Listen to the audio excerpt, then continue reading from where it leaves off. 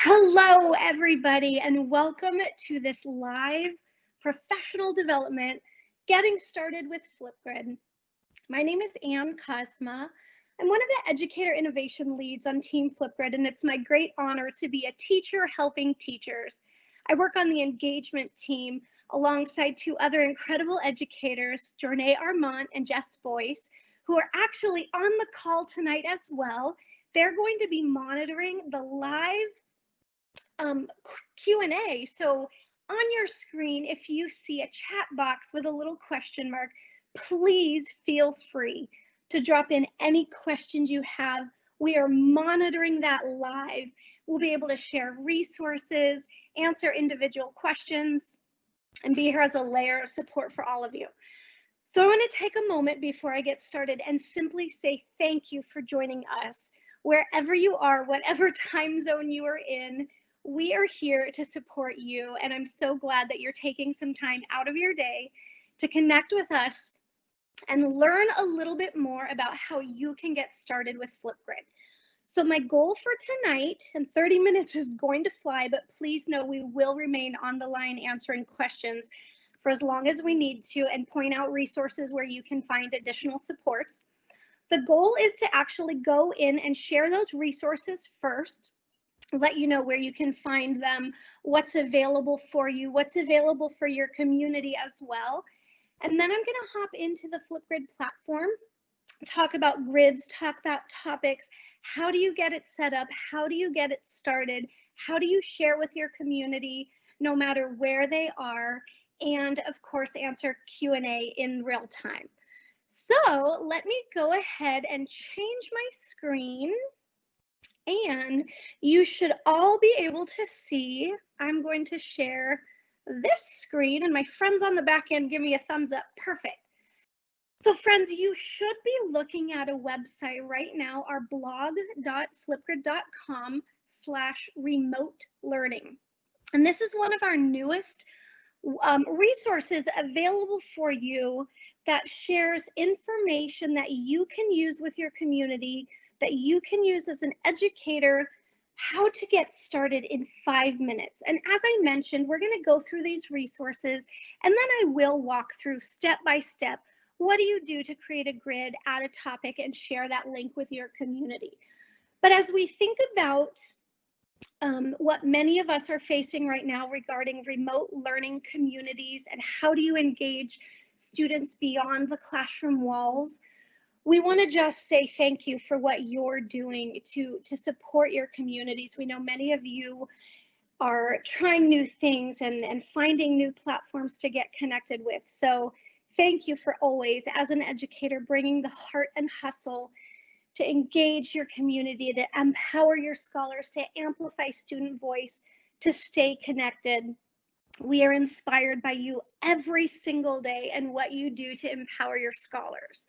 So whether you are working with pre-K, elementary school, and you're looking for a way to do a daily connection, a morning message, if you're working with middle school and doing project demonstrations, high school, language, world language, peer review, anything, a digital office hour as a university professor, or even families and sharing reading or messages of positivity, you can use Flipgrid in so many different ways.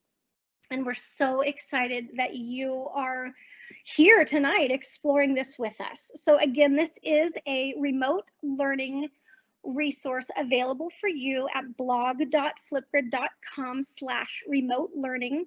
We have it shortcutted at a different resource center. I'll show you that in a moment. But I wanted to also point out that this is now available in Spanish. This was translated and released today, and we are working on future translations of this as well. So if you are working with communities that could benefit from a translation of this, please feel free to use this. Don't be afraid to reach out and ask any questions. That's the beautiful thing about supporting each other, is every question is on the table, and we are here as a resource for you as you support your community. Another incredible resource that we've recently launched is just a blog about family learning with Flipgrid and what that might look like. You can find this one at blog.flipgrid.com/family learning. And so consider, as a family, a parent, guardian, how might you use Flipgrid to keep your child engaged or share and extend learning experiences at home. This shares a few steps for you as family members, the exact same way an educator would get started, but some ideas of what you might want to do to inspire your own students in your home or stay connected with your family across the miles. We have some really cool resources linked in there, including topics from what we call our Discovery Library, which is 12,000 plus topics. It actually just reached over 13,000 topics yesterday, created by educators for educators, as well as created by incredible featured partners. Here we have some examples from Wonderopolis, MSN Kids, and Epic Books for Kids. But this just reviews how you could use Flipgrid at home, again with links to other resources for you. So I don't want to scroll up and down this too fast to make you seasick, but again, as I come back to the top, I just want to let you know that can be found at blog.flipgrid.com/family learning. Beyond that, I've mentioned another hub of resources. I'll show you a shortcut to this, but please know different things that we provide for you as you're getting started with Flipgrid. We do have a getting started guide, which is literally a one-page resource about everything I will cover tonight in this webinar regarding how do you get started. What is a grid? You can think of a grid as a home for your classroom. My classroom was room number 4, so room 4 would be what I create my grid title to be. And then we'll cover what it means to talk about a grid community type and how you set that up, what the topics are when you add them as discussion prompts, and then how do you share, how simple it is to share a Flipgrid grid and topic with your community. So that getting started guide is just a one-pager that's available for you. But on that same site, again, is the link to a remote learning, the blog I just covered, as well as additional resources. And friends, we always take a moment and point this out simply so that you know where to find these resources. You've already found the link to getting started or the Flipgrid professional development since you're here with us tonight. But we do have upcoming dates and times available. If you are looking for additional supports, you're welcome to join us every single day. We have live professional development across different time zones as well to support our community. We have 2 weeks of them scheduled already, and we will continue to do these as needed because we're here to support you as you support your community. Beyond that, I want to take a moment and shout out my incredible team back in Minneapolis. Some of them are actually on the back end tonight as well, just listening in and monitoring the Q&A so that we know what resources you are looking for, how we can support you. But on the Flipgrid Help Center, there are some quick answers to your frequently asked questions. And so if you're looking for basics, educator support, student or parent support, technical issues, if you find yourself having a hiccup, please feel free to visit this. You can find this at help.flipgrid.com or linked in various places. And again, I'll continue to share them where you can find these shortcuts. One other resource I want to point out before we actually go into the platform and look at Flipgrid are what we call integration docs. So integration docs are grade and content specific resources. And when you click on this, you'll notice that there are various resources created for different content areas, language arts, science, social studies, and math, as well as broken down by curricular specialties, music arts, world languages, professional development, health, PE, admin, and library. You can search by your grade or age group, and these are all specifically created for you with insights and information. There's a little bit of information about Flipgrid, again, what a grid, what a topic is, some content area you might be focusing on in that specific subject, as well as different ready-to-use topics created by your fellow educators. And when you click on those links, it'll take you right into the Disco library. And what that Disco library is that database of topics that you can use immediately in your classroom. And I will show that live to you as well. I'm going to close a few tabs as I get ready to go into the platform, but one more resource, excuse me, I want to make you aware of is our brand new Family Learning Center on the education site at Microsoft. Our team was able to help pull this together with the team at Microsoft and provide incredible resources that are available for you for free. All of this is available for free. Please know that. Resources and activities by age, by different kind of activities, as well as things like using Skype to connect and learn about your family history, or solving math problems with PhotoMath, or heading over to Go Noodle and having a dance party. So friends, all of these are available for you as resources as well. You can find that at aka.ms/Family Learning Center. And again, this is available for you with resources for free that you can use at home or in your learning communities. So what I'm doing is closing a few of my tabs so that I don't get confused as I navigate through. And I'm simply going back to flipgrid.com. If you are using multiple screens tonight, if you want to head into a new tab and play and push buttons while I talk along, you are absolutely welcome to do that if you want to watch the screen and follow along as well. Please know we do have recordings of these available, and Jess and Journey on the back end. If you want to share those Vimeo and YouTube links, you can find previously recorded sessions as well as yesterday's webinar for coaches, getting started videos for students, educators, and families.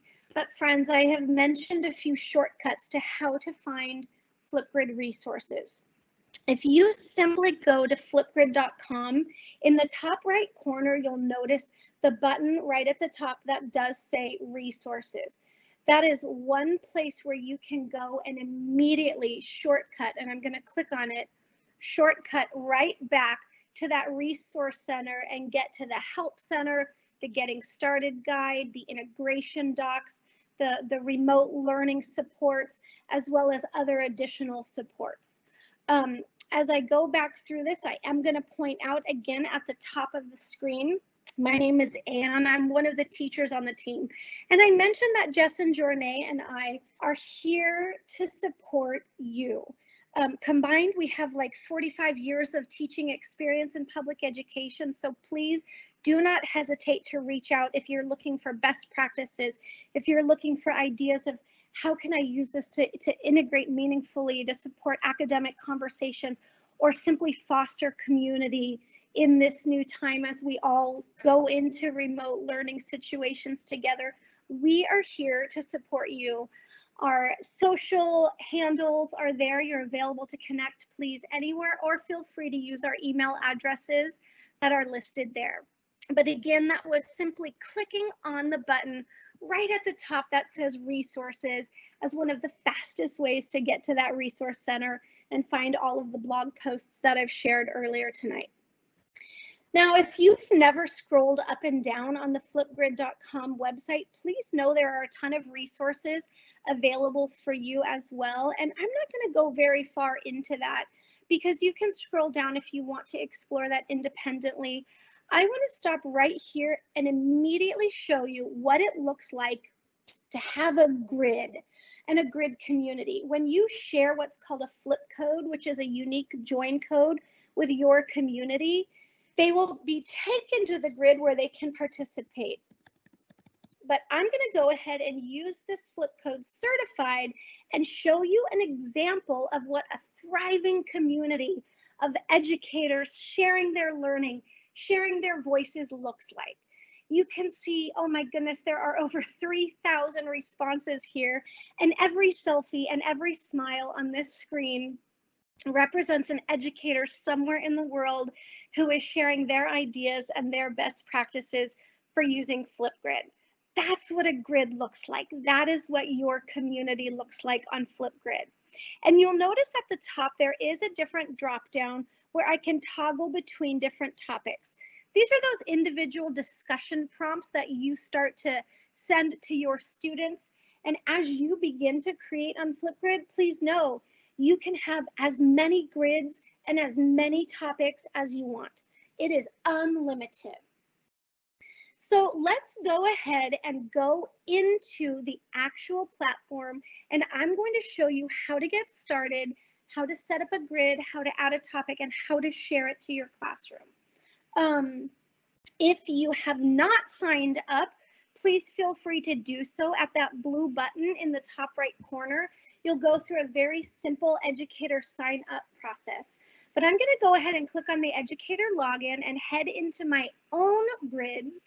And you'll see this is the admin side of it. This is the educator side, the grid owner side of it. And across the top, you'll notice a few tabs. It's automatically set to go right into your grids. I think of this as home base. This is my starting point. And what I want to point out, you can see I have 131 grids in my own account. I mentioned it is unlimited. I know people who have way more than this, so please don't feel like you have to build that many right away. You can start with one, and that's absolutely fine and plenty of space to get started and to grow with your community. But if you click on the big colorful button that says Add New Grid, what you will see is a grid launch pad that pops up. You begin by naming your grid. And I'm going to start by calling mine Room for Connections. That's how I want to start, simply getting connected and finding out possibilities for using this with my community. So after I've given it a name, I'm going to select a grid type. Friends, there are 3 different grid types that you will select based on your community and what's best for your scholars. The first one is called a school email domain. The majority of you likely will end up using this because if you are using a Microsoft or Google school email domain, this is the grid type for you. If you are working with students who maybe are kinder through 2nd grade, or if you don't have a school email domain, we would encourage you to use the student ID grid type. This is where you can either manually input your student roster or use a CSV file and upload it. One of the really cool things about using this grid type for younger scholars is that they don't have to use a long username and password. You can customize it to be as simple as 2 characters or utilize the automatic QR code that's created for you for your scholars to join this grid community type. If you are working with adult students or a professional learning community or your own family and you wanted to create a grid, you could select the public and PLC grid type. But please know if you use this grid type, you will be asked, or your participants will be asked to authorize in with a Microsoft or Google email address. So I'm going to go ahead and select that school email domain. You can see it's highlighted in blue. And then what happens is you get a unique join code at the bottom. This is your flip code. And I want to call mine Cosmo Connections because that's my title of my name. If you want to customize this, consider using something that's familiar or easily recognizable for your community, and you can customize that. And if the actual characters are available, you'll notice it says available. If not, you can customize it further to make sure you snag that flip code. So I'm simply going to click Next. And what you do now, since I utilize the school email domain grid type, is add your school email domain. This is everything that comes after the @ symbol. So if I were to type in flipgrid.com, you'll notice I can add that. If I was doing a connection or collaboration with a participating class on the other side of the country but wanted to connect and collaborate, you could add that domain as well. Please remember, you are required to utilize a Microsoft or Google account. And I want you to notice if your educators and students have different email domains, be sure to add both of those. For example, if I had stu.flipgrid.com, but the educators simply used flipgrid.com, I would need to enter both of those domains. So then you click next and success. The grid is ready and you're ready to kickstart that discussion. Friends, there are some social sharing sites if you want to share to Microsoft Teams or perhaps your Google Classroom, or if you're sharing on Remind with your community. All of these are available for you to simply click and share that topic immediately to your classroom. You could also simply copy that URL grid code and send it via email, text message, etc. What I'm going to do is click on the button that says go to your grid. And you'll notice again, this is the educator view, and I have one topic, say hello on Flipgrid, that's been auto-magically created for me. And what you're going to notice is a few buttons. Again, this big colorful rectangle now says add new topic. Friends, remember I mentioned your grid is like your classroom community, your school community, your 7th period trigonometry class, your book club. Your grid is any group of folks you want to engage in a conversation. The topics that you begin to add are those individual discussion prompts. Think of it as an assignment, an activity, whatever you want them to talk about. That is what we call a topic. So I'm going to go ahead and click on that and show you how you can create a new topic. Simply give it a title. Check in. Yeah, how about we call it check in? Since I'm starting my connection grid, give it a title, and then friends, you can determine anywhere from 15 seconds to 5 minutes what is the appropriate length you want your scholars to respond to. Consider the amount of time that you want to be able to listen or have to listen, and choose an appropriate recording time. Now notice you're going to write a prompt. This is that question, the stimulus text, the directions, the information, whatever you want to share in the topic with your students. Since I'm calling mine a check-in, I'm simply going to say, hello, everybody.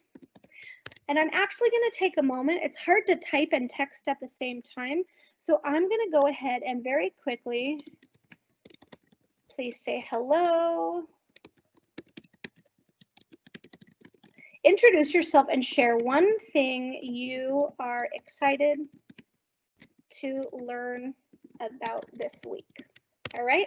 I took a moment to actually type that because I want to show you a feature embedded within Flipgrid that can help your scholars with visual and audio supports, and anything you put in the prompt can be used with that immersive reader, which I'll show in a moment.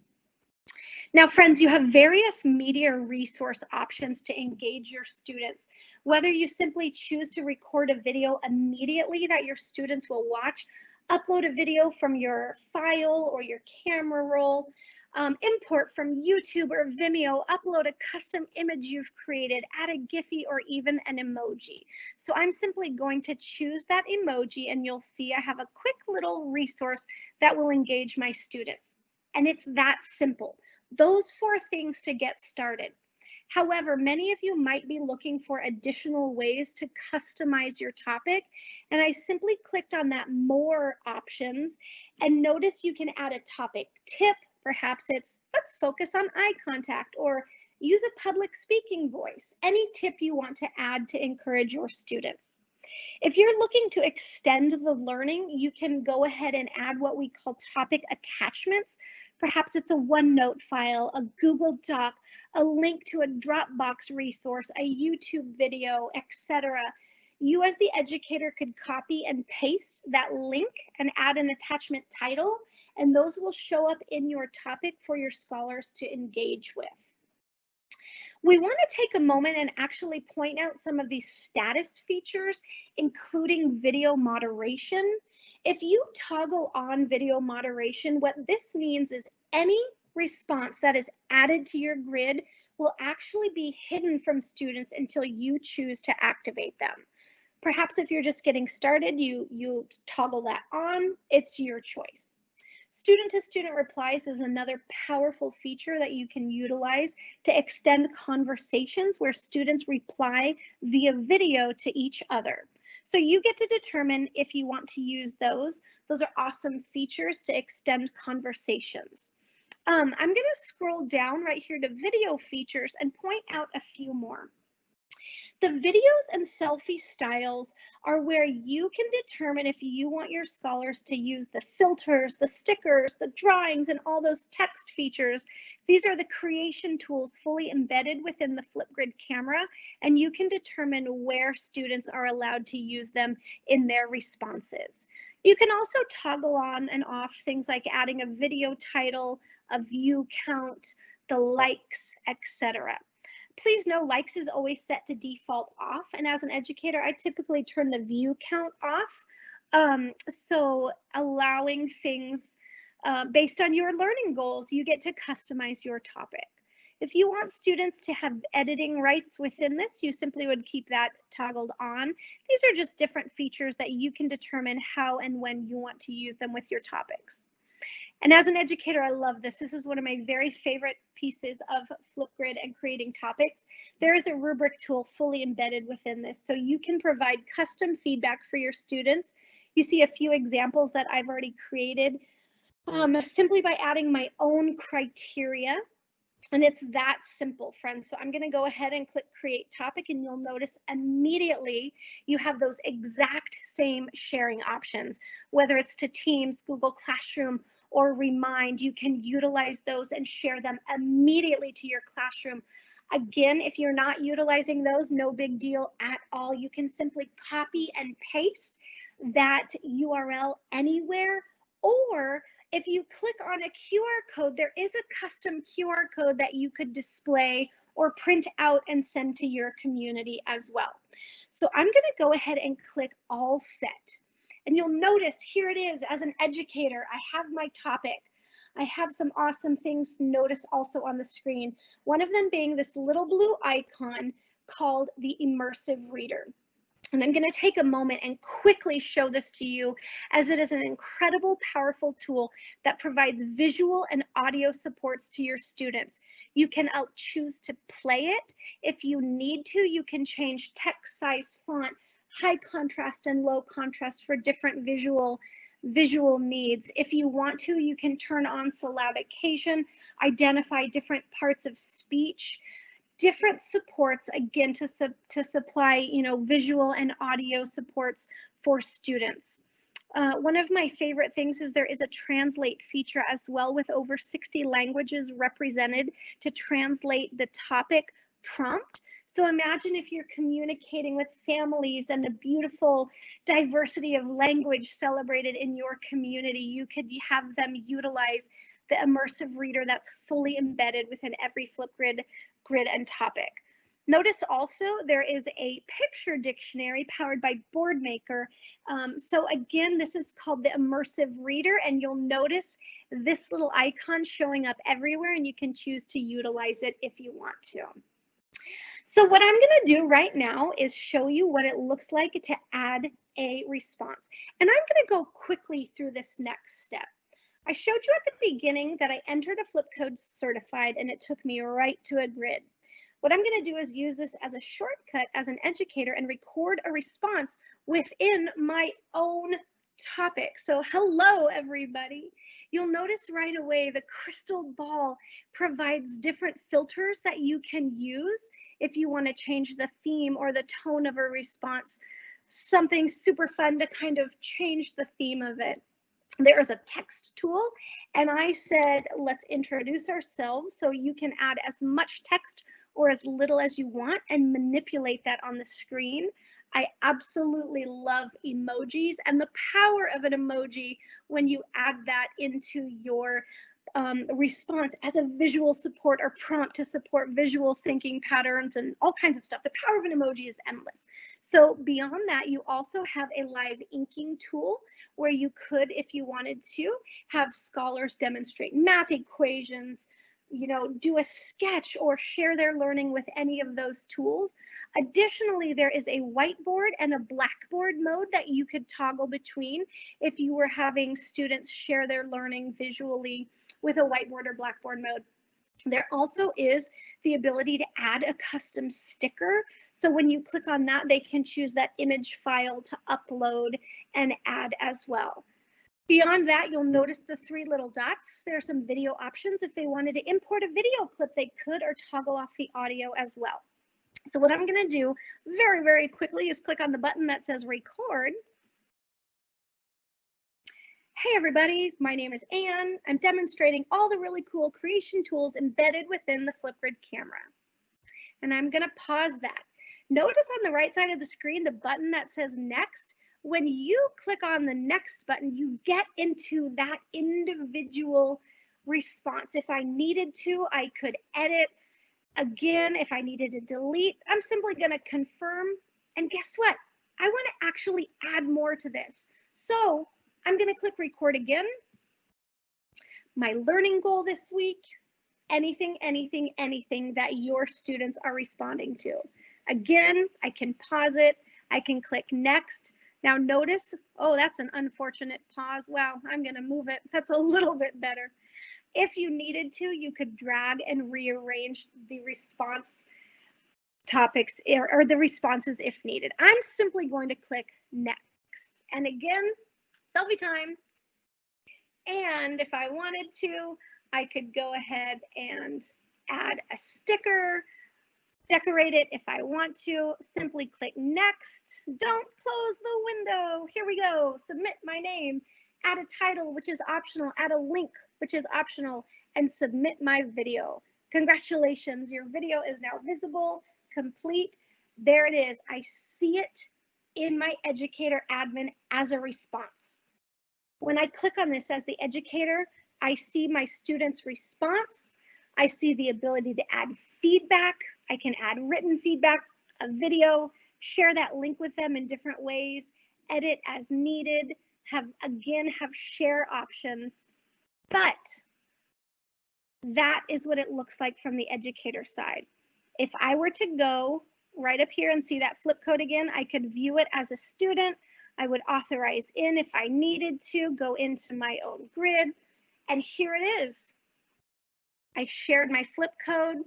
I see my first response on the grid, and what students do is they click on that big green circle with a plus sign to record their own response.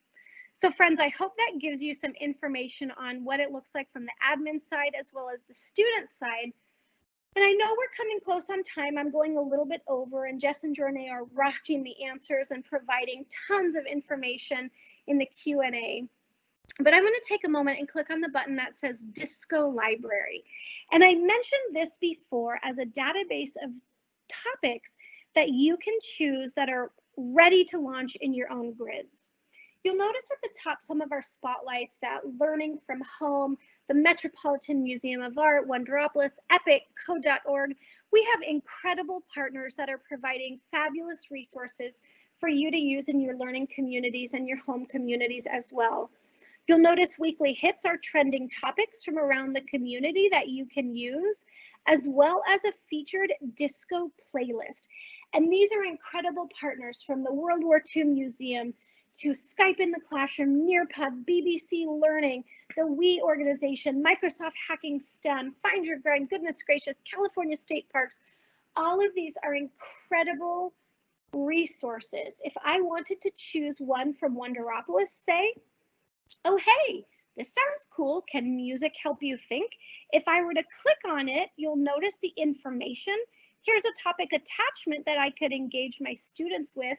Some integration notes for educators, which is information from the originator, whoever created the topic, if they need you to know anything. But what I'm simply going to do is select a grid, choose the grid I want to send it to, and when I add it, I go back into that same topic editor. I can make changes as needed. When I simply update that, I have it and I'm ready to share it with my community. So I know that's a lot of information in a very short time, and I was running through it very, very quickly. Jess and Jornay, I know you've done an incredible job. I can see all of the published questions, but I want to invite either of you to hop on, unmute your microphone, and let me know if there are any questions I can address whole group. Yeah, and we just had a question come in about the videos and grids being private, awesome. And it says it's just viewable only by those with the link, correct? Yeah, so that's a fantastic question. Thank you actually for for bringing that up. And what I'm going to do is clarify, yes, that is absolutely true. If you choose to moderate a topic, what that means is when you turn it on, they will be hidden from anybody until you choose to activate them. And you'll notice it's different than when you view the topic. It'll show up. I'm going to click refresh over here. If I need to authorize in again, my teacher shared my flip code. What you'll notice now is that plus sign is still there. The students would show up, but they get a different sort of success screen. It lets them know the topic is moderated, and then you as the educator would need to go in and actually activate those, and they would show up as hidden, and then you would choose to activate them. So I know I did that quickly and I actually went into a different topic. So I'm sorry if that confused anybody, but that is absolutely true that when you have a topic moderated, it is hidden. Nobody will see it. It goes to you. So if you're using this for a digital office hour or a communication like a help desk between you and your students, using that video moderation is one great way to ensure that your videos just go to you as the educator.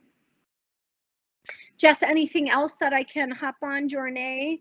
I see a question about using students who use their phone only. I use the Flipgrid app on my own personal mobile phone more than I use Flipgrid on a web browser.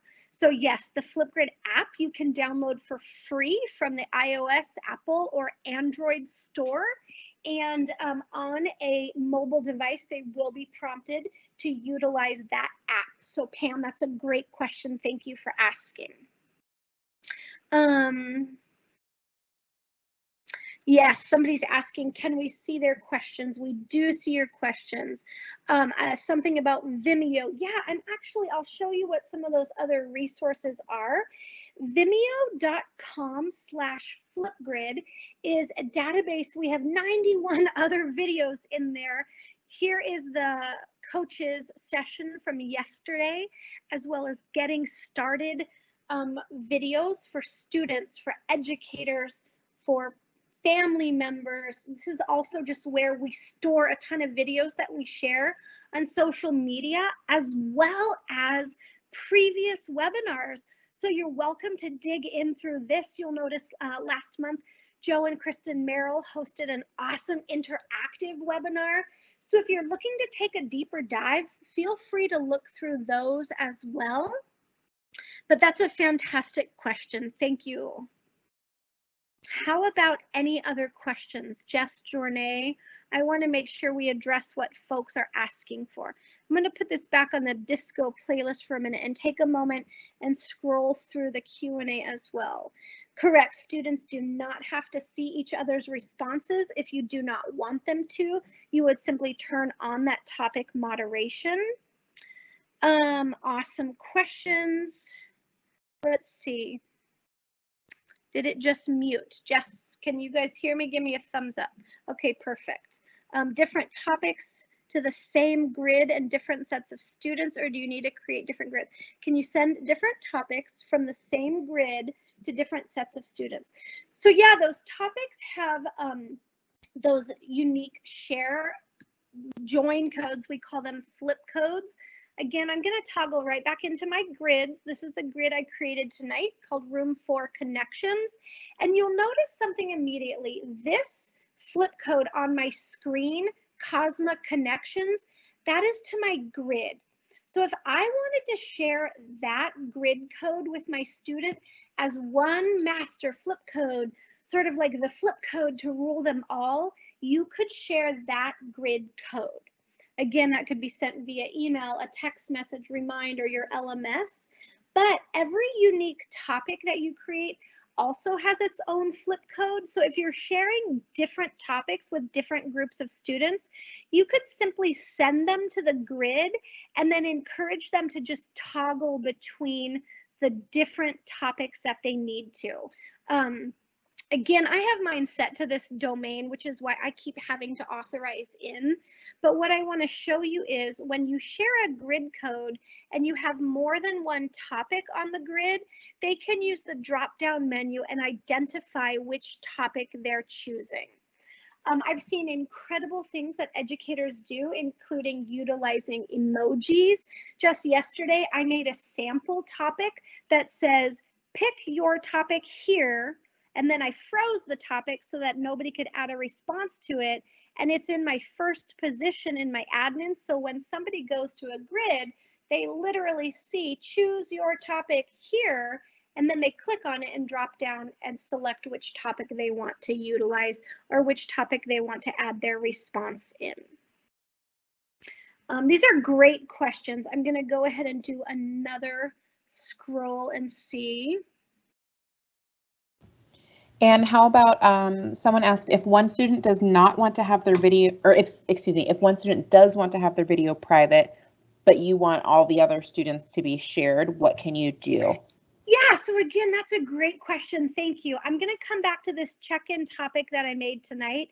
And remember, I only have one response in there right now, my own, but let's say it was a student who did not want their video to be displayed. You could simply toggle that from active to hidden, and then it would not show up on the screen with the other responses. That's a great question. Thank you for asking.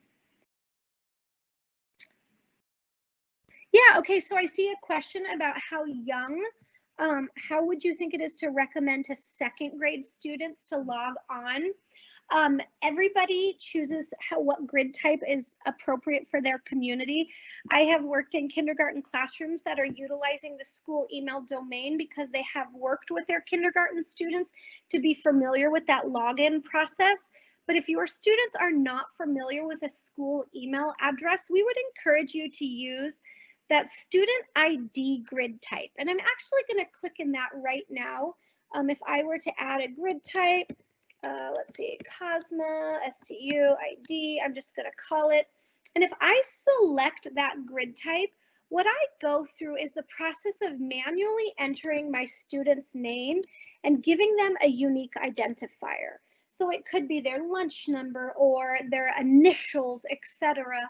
And then you would simply add that individual student and you could go through and add more or utilize a CSV and manually, import that CSV file at one time to add 250 students at once with that.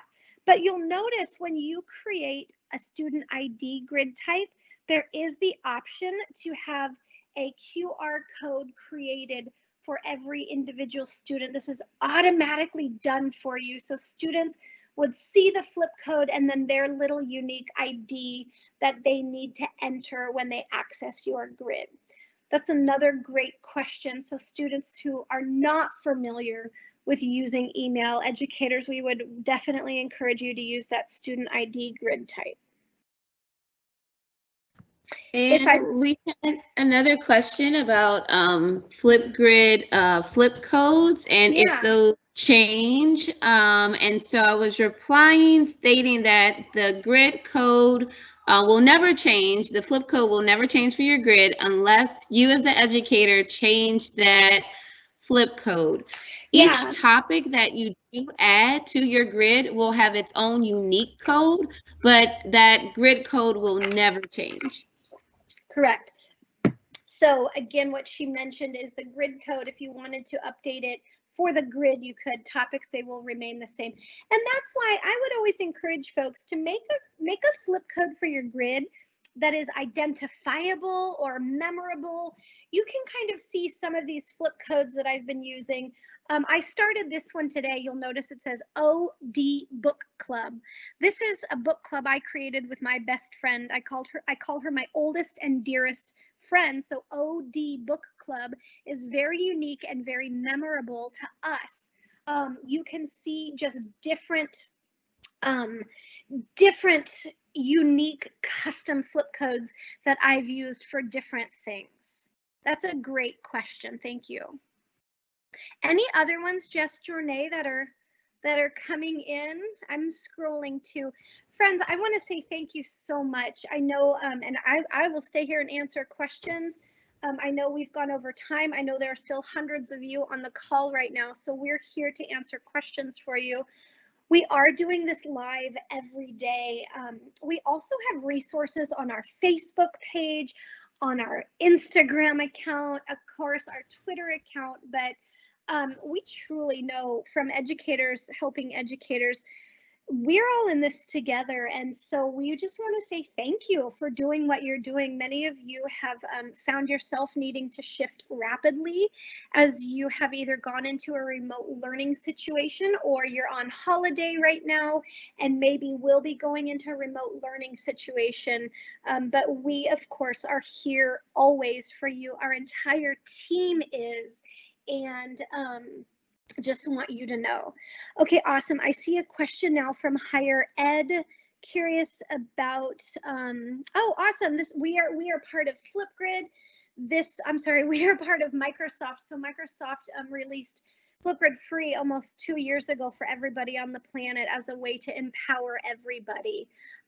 So this is super cool. You're talking with your business students about business models. So we are part of Microsoft, and Microsoft believes in the mission of empowering others to believe in the power of who they are as unique individuals, and Microsoft wants to empower others to achieve more. So they released Flipgrid free for the world. So thank you for that question. Hey, Anne, can students type out a response? Yeah, so this is a really cool thing. We are an asynchronous video communication tool, but if you wanted students to add a response, okay, I'm going to go in and show you. This is my student ID. And remember, I set up my little ID as number 23. So I'm going to go in and add my response, and you'll see my camera pop up. This is an asynchronous video communication tool. So if you wanted students to type out a response, I would encourage you to utilize the Blackboard mode and then the text tool. So I can add text, and for the sake of this demonstration, I'm just going to push a bunch of keys to show you what happens when you start adding a ton of text, and you can manipulate it, etc. If you wanted them to write a paragraph on the screen, you could absolutely do that, add more text, etc. Pardon me for just writing gibberish, but for the sake of the demonstration, I just want to show you, you can add multiple text boxes and move them around.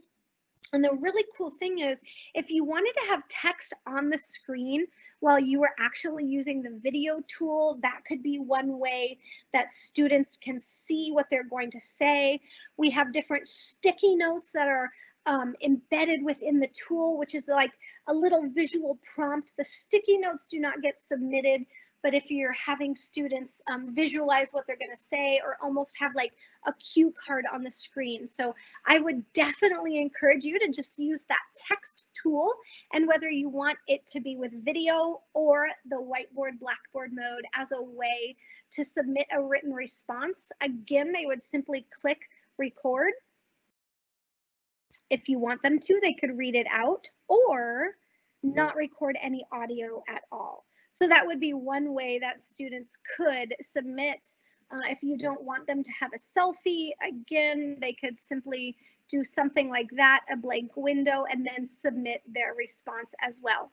And you'll notice mine shows up right there. And when I click on it, there is that written response. So it's sort of a creative way to add it. Another really cool way that students can add a response, I'm going to go, I don't have it set up, I don't think, on this grid, but one of the options is to toggle on the options for students to add an attachment link. And so if they had written in a Google Doc, a Word doc, any other web tool where they get a URL from, they can actually submit that URL and attach that with their response as well, which would be an alternative way to support students sending in a written response as well. Can one set videos to hidden by default? Yeah, so what that would mean is having your topic moderation turned on. Great question. You would literally just start by adding that as your topic setting. So if you've created a topic and you're not sure, you can simply click on that Actions tab and select Edit Topic, or on that pencil icon. And then I'm just going to scroll down to my different status features, and I would turn on that video moderation. That ensures that students will not see other responses. And then you could choose to batch activate them all at once as the educator, and that way they all appear at the same time. That's a great question, Paula. Thank you.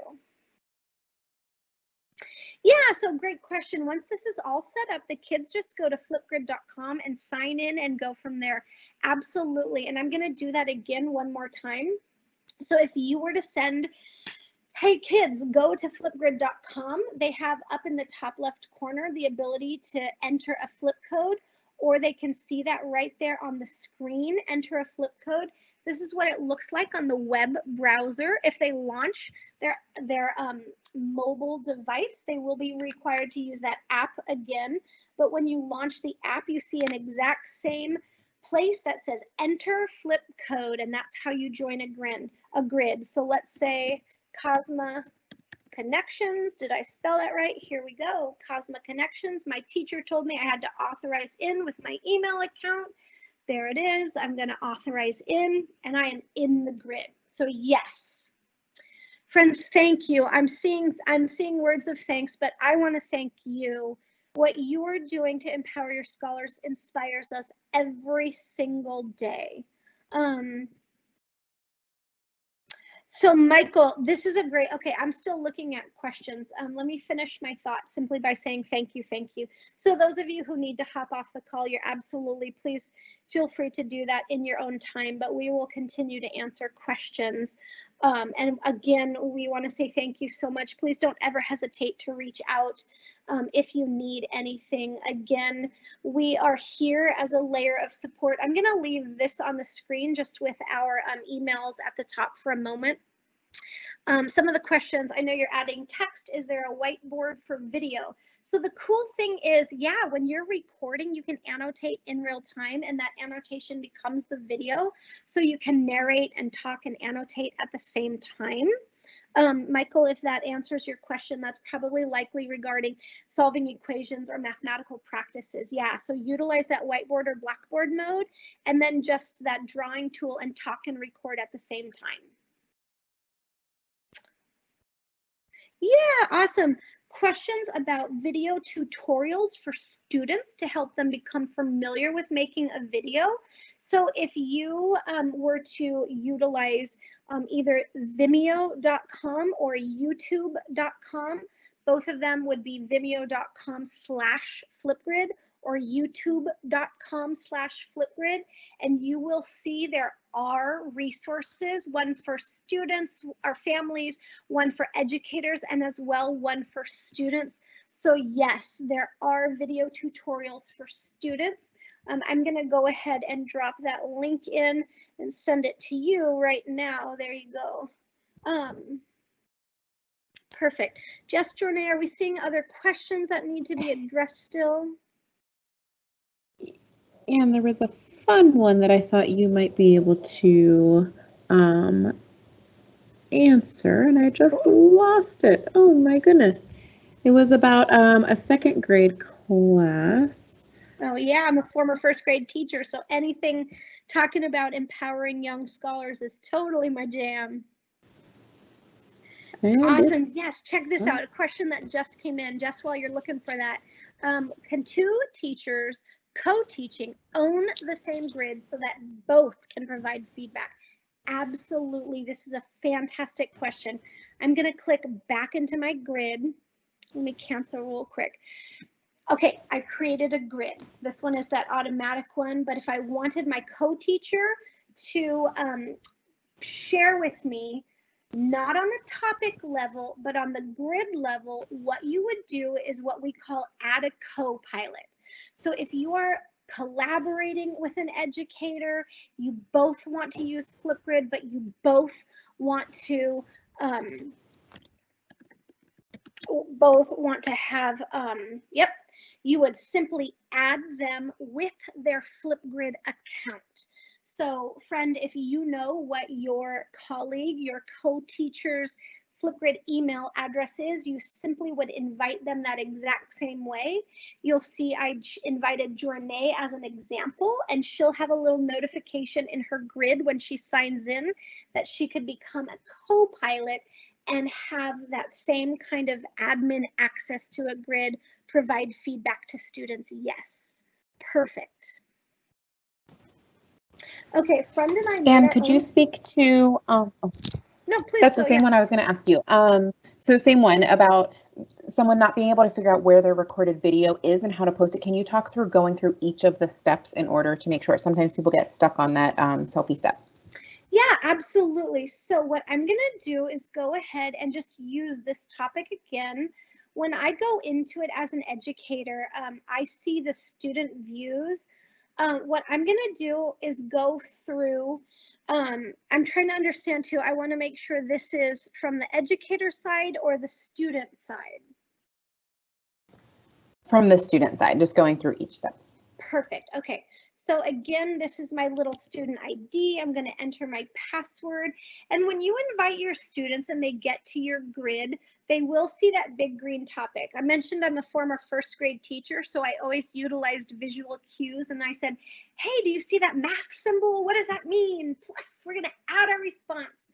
So when I click into that and I get into my camera tool, I'm going to go ahead and let's say I am doing a math problem, and this time I'm going to do some emoji math because I want to practice arrays to get to a multiplication problem, and I'm not going to actually take all the time to set up an array as needed. But if I was doing, let's see, maybe this is now an addition problem, and I wanted to utilize any of the tools, I simply can. I'm going to click record right now. And I'm actually going to show you that you can record and draw at the same time. So one of my add-ins is 1 plus 2, and maybe I know 2 plus 1, and then I'm looking at whatever the sum is, 3, but I've been recording this whole time. I don't even have to click pause if I don't want to. I would simply click on that next button. And then what you do is you see the actual video, and I click next again. And then I get to the step where I take my selfie or choose a frame to be that placeholder on the grid. I like to take silly selfies, everybody. So then I click next, and it's going to actually go through the process to submit my video. Congrats, I can download it. I have my success screen that says my video is now visible in the topic. But when I complete it, you'll see it shows up right on the grid. Oh, hey, Robin, I'm just looking at your comment. This is awesome. Visual journaling, scrapbooking, sharing, absolutely. Yeah, for every moment, especially what's going on now. What an incredible way to empower your scholars. So thank you, thank you. You're talking about a visual journaling. One of the cool things I want to point out is on the screen, you'll notice those 3 dots. Students can add their own video clips. So if you're utilizing, if you're at family members are using their own devices at home, etc. If a parent has, a camera on their phone and they're capturing video clips, they can import their own clips as well, or utilizing that add a custom sticker. And what that would do literally is allow students to choose a picture file from their own device and upload that as well. So that could be a super unique way to do visual journaling as well. Use that annotating tool and draw all over it. So yeah, endless possibilities. My good friend and colleague Journée, who's one of the ones helping with all of the questions on the back end, she loves to say, if you can think it, you can Flipgrid it. So there are so many possibilities for you as educators to use this, and hopefully this has been helpful. I know there's still a bunch of you on the call, so please, please, please feel free to ask any additional questions if needed. I know we've gone through at least 100 questions tonight in the thread, which is fantastic. So thankful that you all took some time to come and to connect. Again, please know you can always find us on social media at Flipgrid. Instagram at Flipgrid, Facebook at Flipgrid. There's a thriving community of educators sharing incredible best practices, and we are here for you. And again, if you do find yourself moving into a remote learning situation, please feel free to utilize these resources on the blog, as well as share them with your community, share the videos. Yeah, so is there a way to sort grids into alphabetical order for easier grading? That's a fantastic question. So what I'm gonna do is show you in my, let me come back into my grids, excuse me. What you can do is toggle between last updated and share things like that. You can also toggle between naming. So you would literally click on these tiny little carrots right here. And then if you were using specific naming protocols, it will toggle between that way. So I usually keep mine with the last updated. The most recent one is just what comes on top. I hope that helps. Thank you. Awesome. We do have resources for kindergarten. Remember to look over for those integration docs. There's an awesome other blog that we have authored, blog.flipgrid.com/K2Can2. And so this is an awesome blog for teachers of our youngest scholars, kindergarten, first grade, second grade teachers, sharing best practices for how they use this in their own classroom as well. Thank you, thank you, thank you for joining in, friends. Copilot, I can create multiple grids, right? Yes, you can, so that I can have one with that Copilot and another on my own, correct. You would invite a Copilot only to the grid you want them to have access to. If you want to keep another grid private for you as the educator, simply don't invite a Copilot to join. That's a great question, thank you.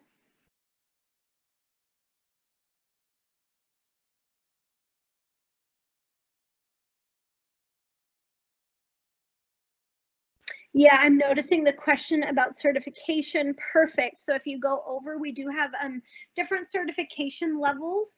That was that flipgrid.com/certified. And if you're looking for certification, we do have 3 to get started. So definitely feel free to check that out. We appreciate all of the professional learning that you are seeking out to empower your scholars.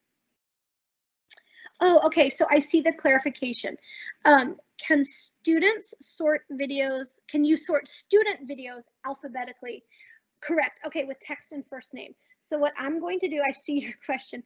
I'm actually gonna go into one of my grids that actually has a ton of responses on it. This is a professional learning grid that I use. And you'll notice, again, different ways to toggle student's name by first and last. So I hope that helps explain sorting students' videos alphabetically. Yeah, that would be, excuse me, that would be what you would, how you would use it. And you can see I have a bunch of hidden ones because I use my own grids as silly examples sometimes. Those of you who are still on, this is the grid that I actually had a frozen topic. Choose a topic here, and I want to show you what that looks like. So if you were to go to a grid, you'll notice I have 19 different topics in there, but I simply set it up to say, choose a topic here, so that somebody would click on that, and then they'll notice all of the different topics they can choose from. This is from my state affiliate, my state ISTE affiliate, Q in California. So it's all different naming protocol. This was for an event that I did. You'll notice I used the emojis 3, 2, 1 to give it a task. So you could definitely get super creative in the way you create your topic titles to help your students find them in easier ways if you want them to. I've seen incredible folks use different emojis for various times throughout the school year, different topics. You know, the emojis are always a great visual support and cue for, you know, our youngest scholars or English learners, etc. Tons and tons of possibilities. That's a great question. Thank you. Yeah, awesome. Okay. How can you change the image on your main grid? Awesome, because you see mine right here, maybe. This is something I wanted to do, obviously, on my own as well. You'll notice the two that I made tonight. I can choose this actions button and edit my grid, or again, use that pencil icon. And in your grid settings, when you go down to the bottom, you can personalize it. You can choose a grid cover or upload your own with a JPEG or PNG file, and that's simply what I did. But we have different grid covers right here, from nature to people to textures, etc. So those are just different ways that you can customize it, and then you would simply update your grid and notice that changes. You are so welcome. Oh my gosh, I have to just say, somebody's comment saying you've taken so much stress off of us. Thanks a million. Oh, thank you. Thank you a million. Thank you a billion. Thank you infinity. Oh my gosh, I have tears in my eyes as one educator to another. I talk about the heart and hustle every single day. So you all inspire us, and it's my great honor. And on behalf of our entire team and Jess and Jornay and I, as the educators on the team, we simply want to say thank you. Thank you for doing what you're doing every single day to empower your scholars. And we're here for you. We get it. We're teachers. We've been in the classroom. I was a coach in my district, supporting 20 different schools. Jornay is coaching at the state and county level. So we have unique experiences, and we live the educator life, and we're advocating for the educator voice. And our team is 100% here for you. So thank you, thank you, thank you. Anybody else? I know we still have a ton of folks on here. So those of you who have questions, go ahead and get them in if you want. I'm going to change the screen one more time back to that resources page and simply let you know, again, our contact information is right there if you want it. Definitely feel free to get connected on social if you're on Twitter or Instagram. We hang out in those accounts all the time. Drop us a tweet, send us a post on Insta, a DM, say, hey, just get connected, and we are here to support you. So friends, thank you so much. I think we're good on questions right now. There have not been any new questions in the last few minutes. So we just want to say thank you, thank you, thank you. On behalf of my team, I know I have folks on the back end from our design team listening in on insights for how they can help you. Jess and Jornay helping on the back end. Thank you, thank you, thank you. You're welcome to come back every day. Get connected on social, drop us an email, but we are always here to support you. So thank you for spending part of your day with us. We appreciate you, and we just want to say you rock. Don't forget it, and we got this together, always, always together. Thank you, my friends. I'm going to go ahead and end this now. Drop us an email or connect with us on social if you still have questions. We are always here to help you. Thank you, friends. Good night.